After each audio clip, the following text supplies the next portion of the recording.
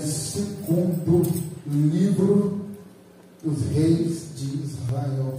Meu Deus. Faço minhas as palavras do evangelista Rodrigo, na sua última ministração aqui, disse que depois de muitas pessoas pregarem o texto, fica difícil de pregar, não. Tivemos uma campanha um tempo atrás em cima desse texto, segundo livro dos reis, capítulo 4. Também não tenho intenção de trazer nada muito novo, mas reviver algumas promessas de Deus através da sua palavra aos nossos corações. Segundo o livro dos Reis, capítulo 4. Fala com o Ederson ali sobre nervosismo para pregar. E é uma coisa que a gente não perde. A gente aprende a disfarçar, trabalhar com ele, mas sempre tem. É temor do Senhor. Já tive, por graça, a oportunidade de pregar em igrejas grandes, com muita gente. Eu me deparei com uma igreja que só na minha frente sentado tinha 90 presbíteros. Só que eu aprendi que pregar em igreja grande, lotada, não engrandece o pregador. É só uma oportunidade por graça. E pregar em igreja com pouca gente também não diminui a responsabilidade. Pregasse para uma só pessoa hoje, me sentiria na responsabilidade de falar para a igreja de Deus. Uma palavra de Deus para o seu coração, acerca de uma família, no grupo de família dessa noite.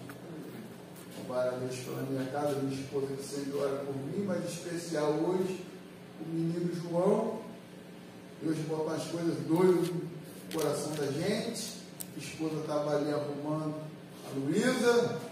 Estava lendo, preparando para pregar, o Espírito Santo falou, vai para o monte. Eu falei, Jesus. Olhei para o João, falei, bota um sapato, uma calça que a gente vai sair. E aí ele foi lá em cima, esse menino orou por mim. Aleluia. Deus vai glória a Deus. Meu coração pela oração desse menino. Amém?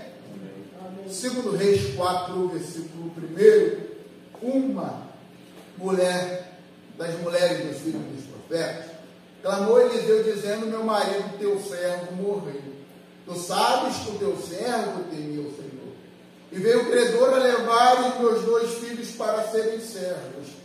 E Eliseu lhe disse, que te hei de eu fazer? Declara-me o que é que tens em casa. E ela disse, tua serva não tem nada em casa, senão uma botija de azeite. Então disse ele, vai, pede para ti vasos emprestados a todos os teus vizinhos, vasos vazios, não poucos. Então entra, fecha a porta sobre si e sobre os teus filhos, deita o azeite em todos aqueles vasos e põe à parte o que estiver cheio. Partiu, pois, dele, fechou a porta sobre si e sobre seus filhos. Eles traziam os vasos e ela os enchia. E sucedeu que cheios foram os vasos. E disse a seu filho, trazei-me ainda um vaso. Porém ele lhe disse, não há mais vaso nenhum. Então o azeite parou. Então veio ele e fez saber ao homem de Deus, e ele disse, vai, vende o azeite e paga a tua dívida, e tu e teus filhos vivei o resto. Amém. Senta-se em nome de Jesus.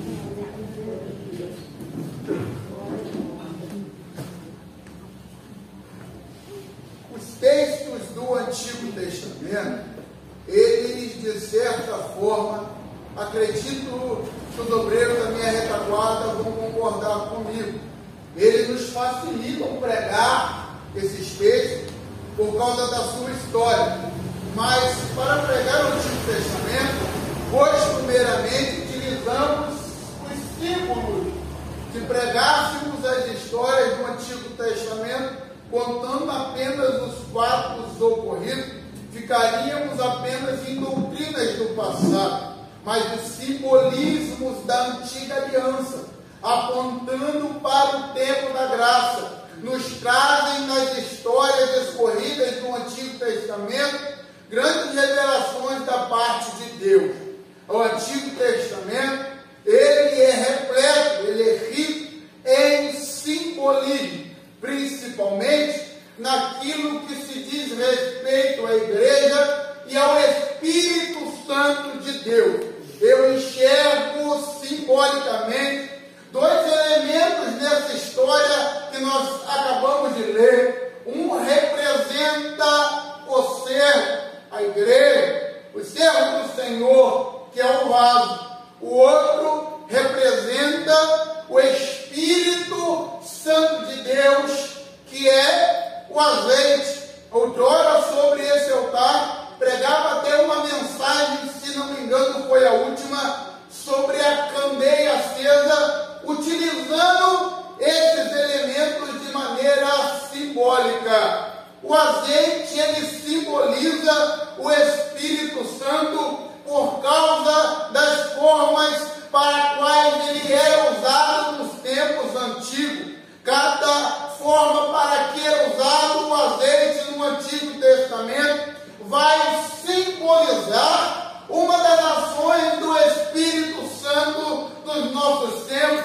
É por isso que dizemos que o Espírito Santo, ele não somente é azeite, mas ele derrama azeite da unção sobre a vida daqueles que buscam incessantemente a presença do Senhor, o nosso Deus. A primeira coisa que o azeite faz é ungir. O azeite é o azeite da unção. Fora dito pelo pastor André nessa noite, citando o texto do apóstolo Tiago, filho de José e Maria, irmão de Jesus, que disse que se tiver alguém enfermo, chamai o presbitério para que eles unjam e ungirem orando. A oração do justo, ela pode muito em seus efeitos, querendo dizer, Tiago, que após ungir o enfermo, o simbolismo do Espírito Santo atrairia a presença desse Espírito, trazendo cura àquele que recebeu sobre o seu corpo a unção com o azeite. Esse azeite não era só usado em enfermos,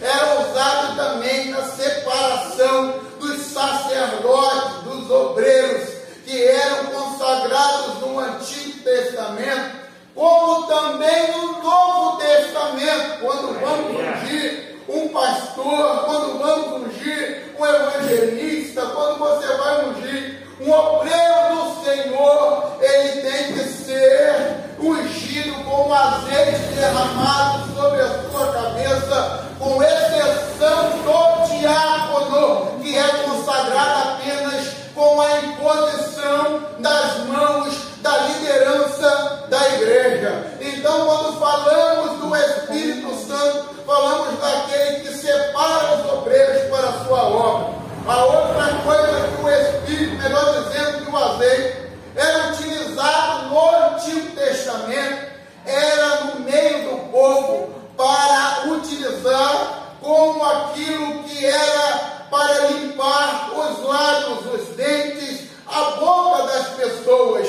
porque antigamente não existia, meu irmão, pasta de dente. Colocava-se azeite numa esponja, passava azeite no dente, esfregava azeite na língua e tirava, pernando as impurezas de dentro da boca. Daí eu já chego ao entendimento que quem tem boca suja é porque está faltando azeite na boca. Quem fala mal dos outros está faltando azeite na boca. Quem anda fazendo fofoquinha é porque não tem a presença do Espírito Santo nos lábios, porque quem tem azeite na língua, a sua boca é para adorar, bendizer, glorificar, exaltar o nome do Senhor, o nosso Deus.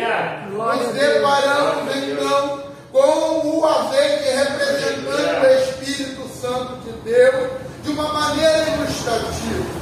Agora eu olho para o texto e observo aqui que Eliseu, ele vem dizendo que havia uma mulher das mulheres dos filhos dos profetas aqui, não está falando de alguém que o seu pai era um profeta. A expressão filho dos profetas significa que ele era um dos alunos da escola de profetas, a qual o Eliseu, ele estava sobre a liderança da escola de profetas, que outrora fora dirigida pelo profeta Elias, escola qual o profeta Samuel inaugurou no Antigo Testamento. Então, como os professores Samuel, Eliseu, Elias e outros, eles estavam ensinando ali aqueles homens, eles eram discípulos do seu mestre, tornando-se assim os seus filhos na fé, e portanto eram chamados filhos dos profetas. É por isso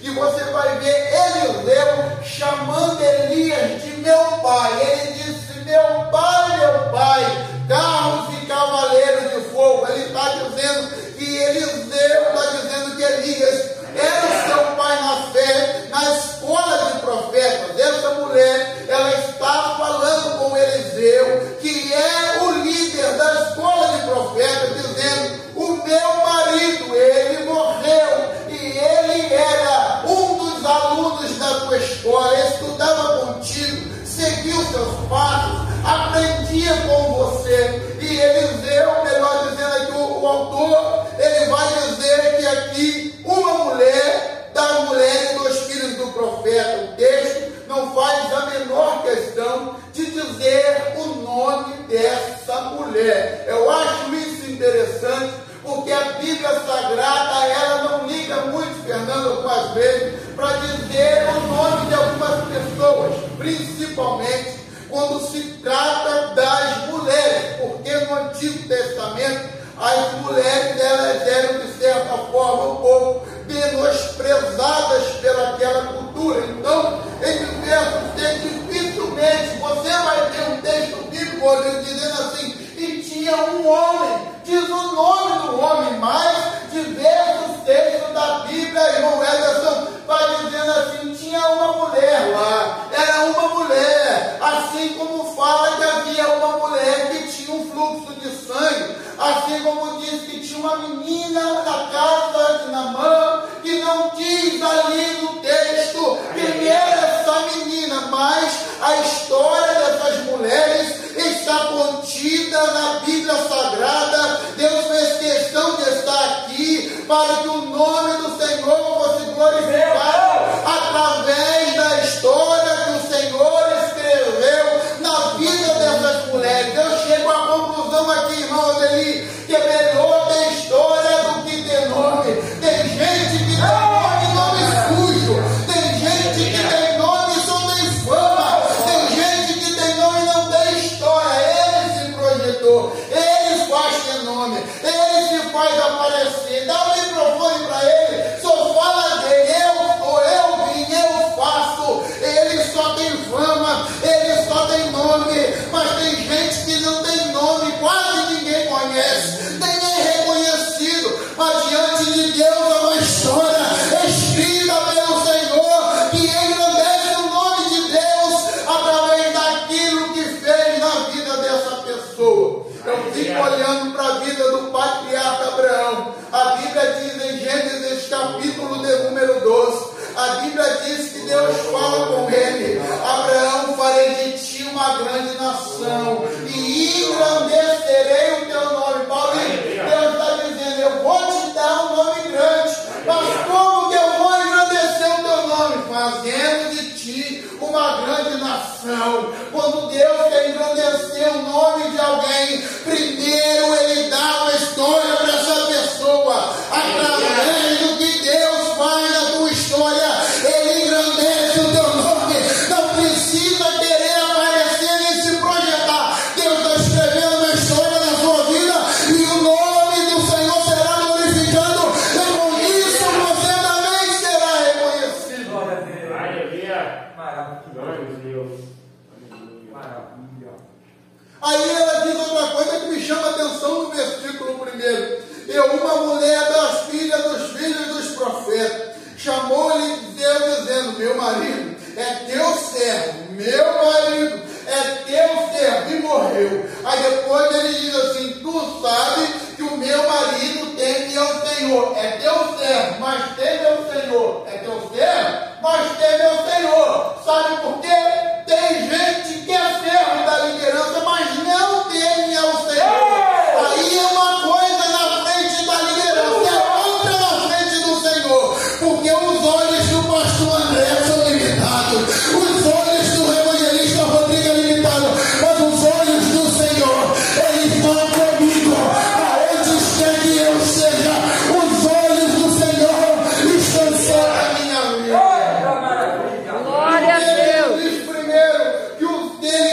renuncia ao Senhor, é porque ela diz, meu marido, que ela está dizendo, o camarada que está acima de mim, o camarada que era meu líder lá em casa, o camarada que eu me submeti a ele, se submetia a você e se submetia ao Senhor nosso Deus. Sabe por quê?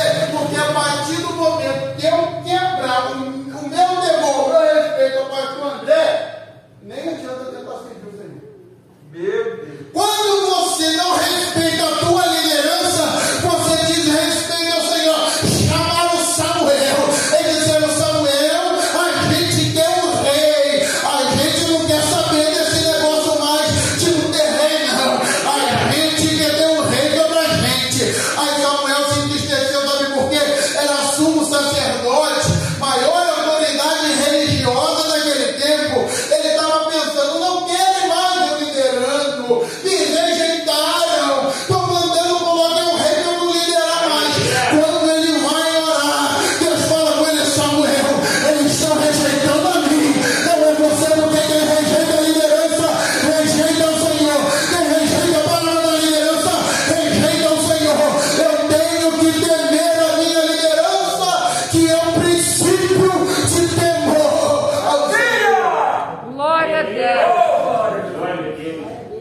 Se depois fala que tem no Senhor e fala mal de pastor, fala mal de obreiro, mete a pancada na igreja e tem no Senhor. Meu Deus. O princípio do temor ao Senhor começa. A mulher tem o marido, que o marido ele tem a liderança, ele é o Senhor. O texto continua dizendo, e eu vou descobrir aqui, que essa mulher, ela passou por umas circunstâncias complicadas. Essa mulher tem no mínimo 4 problemas.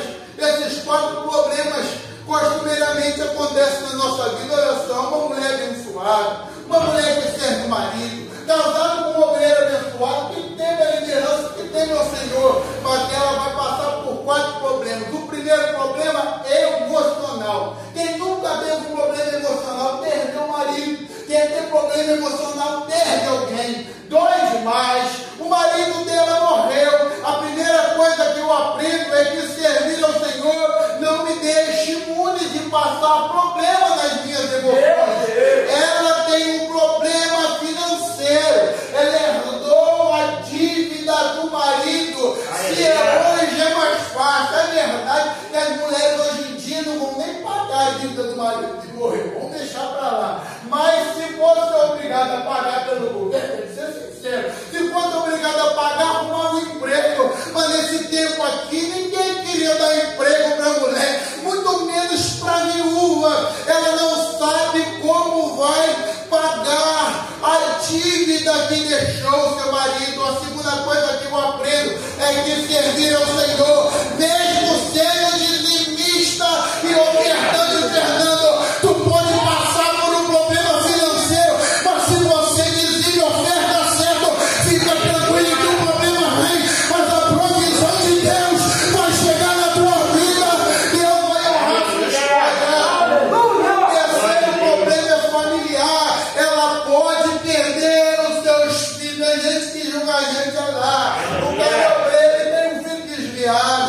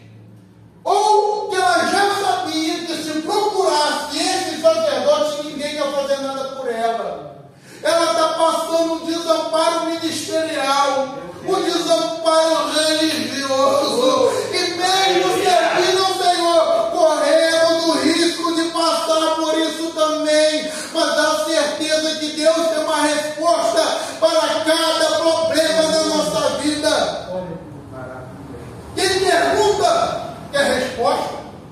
Quem pergunta quer resposta. Ela chega até Eliseu para dizer para ele, querendo dizer para ele: e agora, meu? O que você pode fazer por mim? Meu marido morreu. Os credores vieram na minha casa, levaram tudo. O credor entrava dentro de casa, pegava, trazendo no nosso tempo a geladeira. Se a geladeira paga R$800, ele não paga dívida não. Mas a mesa vale 600, 800, 1.400, ia somando. Até que levou tudo. E ela disse para Eliseu: minha casa não tem nada. Aleluia. Lugar para deitar? Tem mais não. Cadeira para sentar? Nem pensar. Café onde faz? Nem bule tem. Que dirá cafeteira? Levaram tudo. Agora estão dizendo que vão levar meus filhos escravos. Eliseu, e agora? Ele olha para ela e diz: eu vou fazer o quê? Meu Deus! É porque aqui está escrito bonitinho. Aqui está escrito assim: que tirei eu de fazer? Entendo ele que nessa parte do versículo ele não sabe o que vai fazer. Imagina só, você tem uma resposta. A tua última esperança é o profeta. Tu pergunta para ele: olha, o que eu vou fazer o quê? Como que diz? Ó, a Bíblia não manda o profeta te parar, não. A Bíblia manda o sacerdote. Eu vou fazer o quê? Ela se cala. Quando ela se cala, Deus fala com o profeta. Sabe por que Deus não manda o profeta para falar contigo? É porque não se cala, fala demais, reclama demais, murmura demais. A minha Bíblia diz no Salmo 40 que quando eu me calo, o Senhor fala comigo. Quando eu me calo, o Senhor fala comigo. Glória a Deus. Glória a Deus. Ela não sabia mais o que fazer. Nesse momento, quando ela fica quieta, Deus olha para ver com a reação.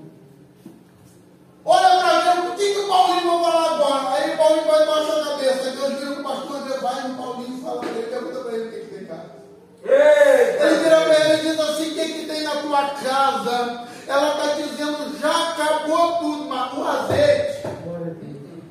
O credor está entrando. Eu quero também ir na casa do Fernando. O Fernando está dizendo assim: pode levar a cama. Eita maravilha! Pode levar a cadeira e a televisão de 52 polegadas. Tem mais alguma coisa? Vê aí.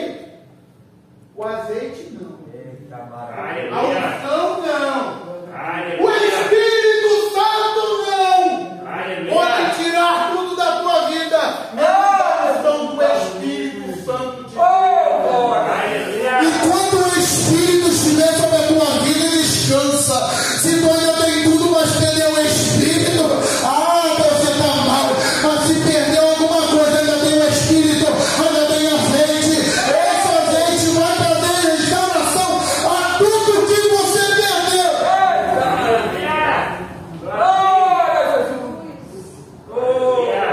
Deus está falando com quem perdeu aqui. Precisa de azeite. Entre muitas coisas, 3 coisas traz azeite. Oração traz azeite. A palavra traz azeite. Jejum traz azeite. Adorar traz azeite. Quem não tem vai ficar sem, mas quem tem recebe retribuição de Deus na tua vida. Aquilo que se perdeu, o azeite vai trazer de volta. Se não tem, vai buscar agora. Se não tem, agora. Se não tem, começa a orar a partir de hoje. Que Deus ainda tem azeite para derramar sobre a tua vida. E o azeite vai trazer aquilo que se perdeu. Glória, glória a Deus. Aí ele falou para ela assim: a buscar azeite está lá na igreja. É azeite lá na igreja? Na igreja pode ter azeite. Ele está quando? Glória, aleluia, mistério. Deus está perguntando hoje: tem azeite? Tem em casa? Meu Deus! Tem unção em casa? Será que essa língua que tu fala aqui, tu fala em casa também? Será que a força que tu tem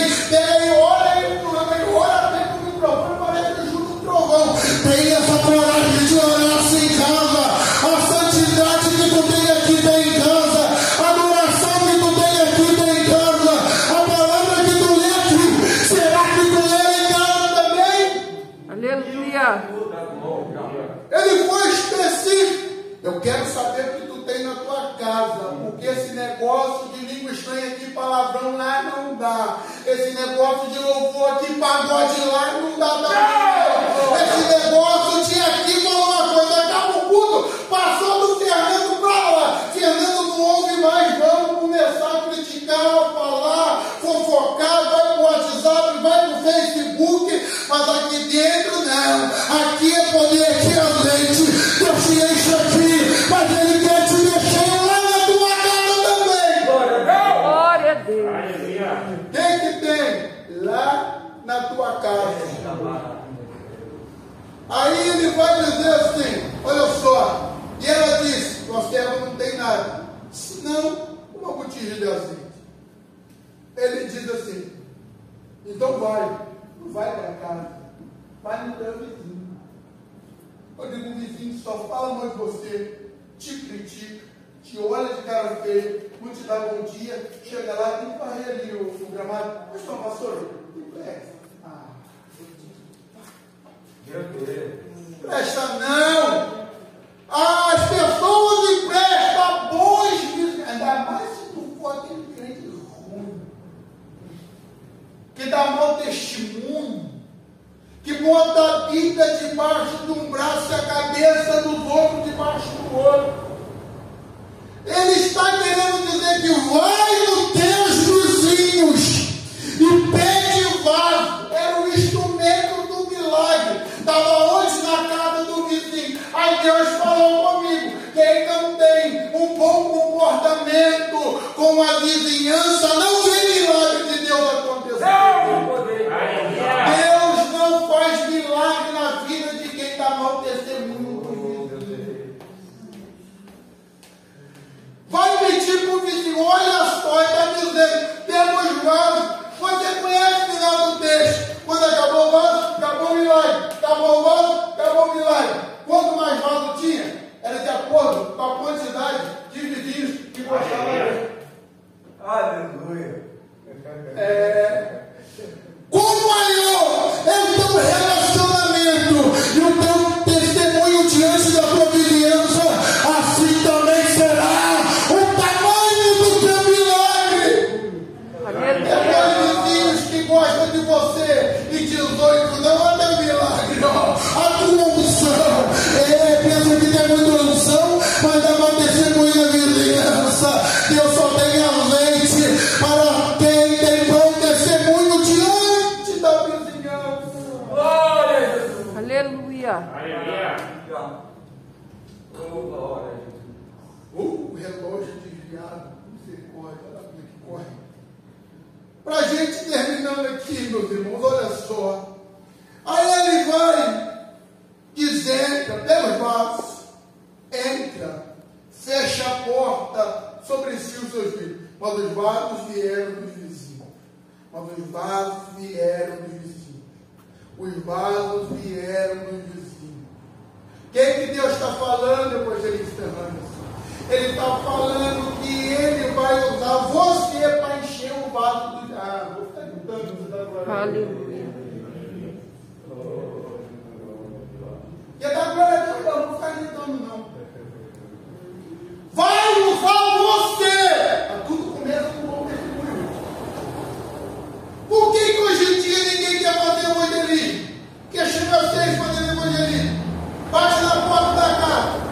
Então chama para a porta da igreja. Aí o vizinho olha no meio, tem um crente atribulado. Eu vou lá, não. Olha aí, aqui é igreja. É nessa igreja aí que eu vou. O evangelismo parte de eu ter um bom relacionamento e poder dizer, pastor André, vamos lá, que eu tenho um vizinho de cima que gosta de mim, um da direita que me respeita, o outro até não vai muito com a minha cara, mas sabe o nome de Deus. Tem gente que assim, não gosta de você, mas não é por culpa daquilo que você faz. Na boca dele ele não tem o que dizer, teu respeito. Aí Deus vai te usar e vai trazer os vasos e dizer, o que está dizendo? Explica melhor. Estou dizendo que Deus vai te usar para trazer para cá e encher o vaso dos vizinhos. É o marido da tua vizinha, é o filho da tua vizinha, é a esposa do teu vizinho, é toda a tua vizinhança. Deus está trazendo uma promessa. Gente, vamos fazer. E para dessa palhaçada, ficar inventando gracinha. Tem um monte de anjos, não tem nada o que fazer. Tem anjo nenhum assentado aí não. Cada cadeira vazia,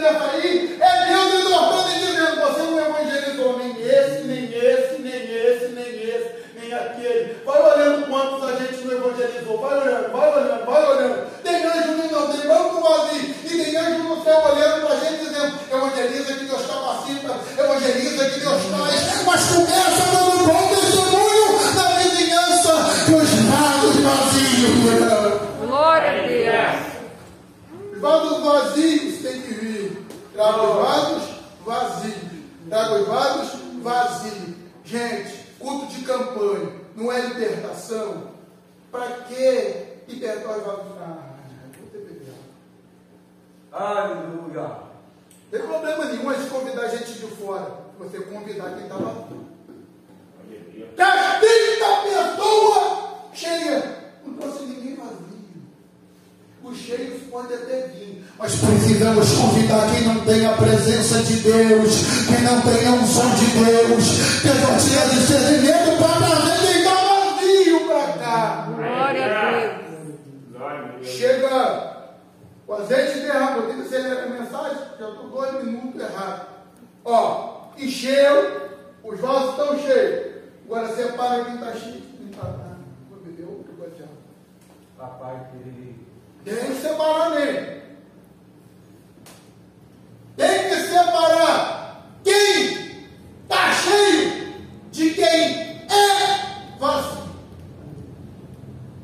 Ué, mas agora eu entendi a mensagem, parece que fosse. Não. Quem está vazio, Deus enche. Pastor, quem é vazio é quem se respeita. Fazer o que tem que fazer para ser cheio. Ser é diferente de estar. Se você entrou aqui e está vazio de Deus, recebe de Deus que Ele vai te encher. Mas se decidiu ficar vazio, vai ficar vazio. Glória a Deus. Não tem problema tu ter uma amizade, um contato com alguém que está vazio. Ele está, mas quer se encher. Então você chama para estudar, ele estuda. Chama para orar, ele ora. Chama para cultuar, ele cultua. Deus está dizendo, se separa de quem não quer fazer o que tem que fazer para ser cheio.